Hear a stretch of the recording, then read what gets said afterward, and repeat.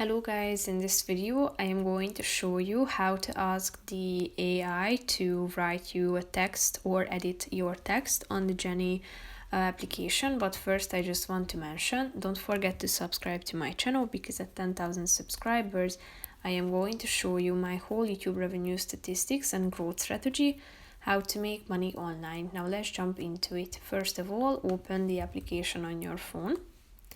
After that, tap on this chat button down below in the left side corner of the screen, and after that click on this search bar down below, to which you can type in some keywords and an instruction directing the AI to write you a text or edit your text. Here you can see the examples at the top.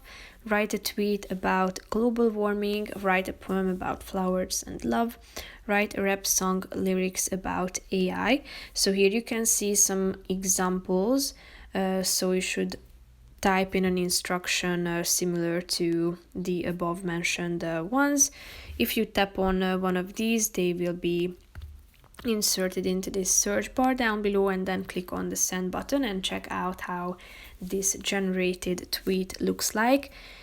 If you want to, you can also make the AI to read aloud its answer by tapping on the speaker button at the top of the screen.